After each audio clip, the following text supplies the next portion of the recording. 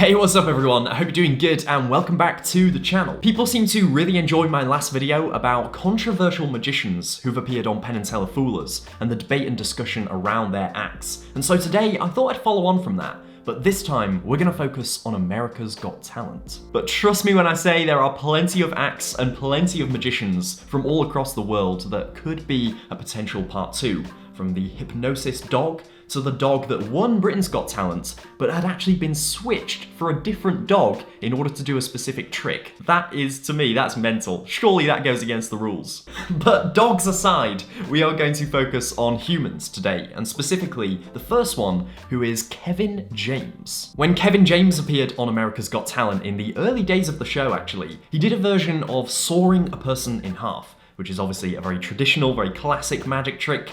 But his version was slightly twisted, let's just say, because he is dressed as a surgeon and he has a chainsaw and he accidentally cuts one of his assistants in half. It's very, very gross out, it's very theatrical, sort of shock horror magic, which isn't my personal style, but I can see why people are enthralled by this. The act takes a real turn when both halves of the person start to move independently and are still alive. It's a real sort of visual spectacle. I don't know how fooling it is, and when you take a look at the comments of the YouTube video, a lot of people seem to know how it's done, because it's one of the few magic tricks that suffers from being too impressive. But it's not up to me to sit here and tell you the method if you don't already know it. So anyway, that happens, the guy is cut into two halves, and obviously, like a normal sawing in half trick, the person needs to be put back together.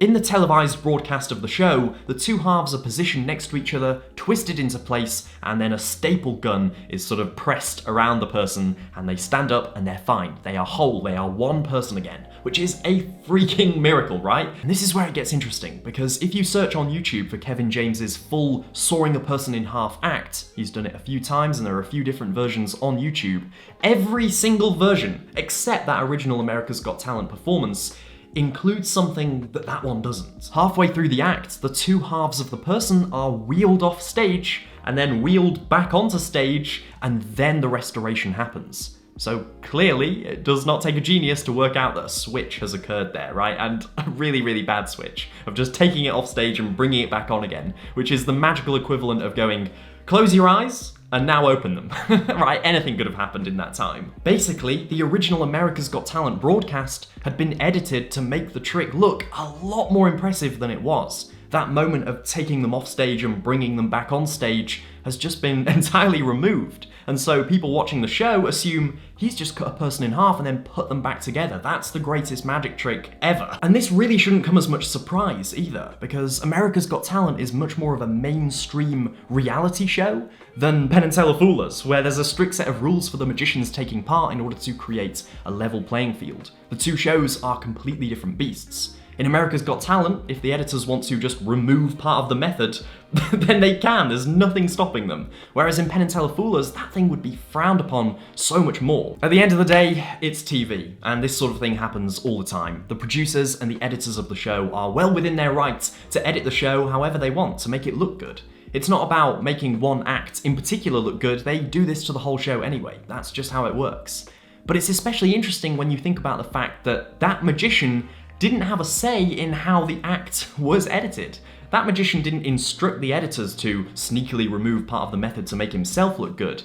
This is the show doing it to the act. Which brings us on very nicely to Will Tsai, who was involved in a similar controversy, but on a slightly different level. Just to give a little bit of context, Will Tsai is a self-described visualist rather than a magician. So while some of the magic tricks might look like normal magic tricks, they actually use video editing and CGI to make them work. Ordinarily, I have no issue with this whatsoever. In fact, I've done it myself. I think camera tricks and visual effects are valid in their own right, but they're almost their own art form now. Video editing is like a whole new genre of magic where the viewer doesn't mind that they know how it's done. If you watch a Zach King video, you know that it's video editing, but you're just enjoying the spectacle. But when Will Tsai did it, he was promoting products with a company called Sans Minds. Now, if you don't know who Sans Minds are, they're essentially a magic company producing tricks and products and gimmicks, and they developed a bit of a reputation in the magic community as having either very misleading trailers or subpar products. I'm not saying it's true, I'm just saying that was their reputation in the community. And Will Tsai was selling these products while enhancing them with CGI and visual effects that have nothing to do with the product. That's not what he's selling. He's selling a regular magic trick and using editing to spice it up a bit. And what's your name? My name's Will. So when Will Tsai appeared on America's Got Talent, which is obviously an in-person talent show, right? There's a live audience and judges right in front of them. It became incredibly impressive that he was doing things like this.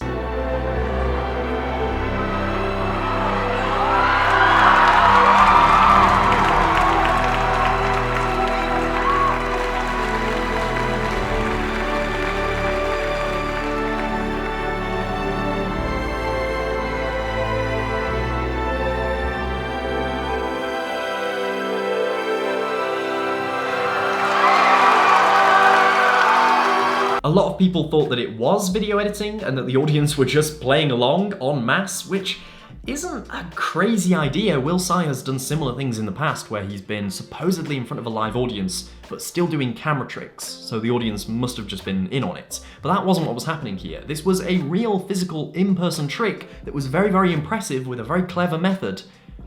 But, yep, you guessed it, there was video editing playing a part to make the act hold up on camera. And similar to Kevin James, this editing had been done after the fact by the show, so that when you slow it down and even go frame by frame, you can't see anything. The changes happen instantaneously. Things happen literally faster than would be physically possible. This is such a grey area. Is this morally okay? Because yes, the show is allowed to edit it in whichever way it wants. The producers of the show, the editors, can do whatever the hell they please, but with magic specifically, it leaves us in a tough spot.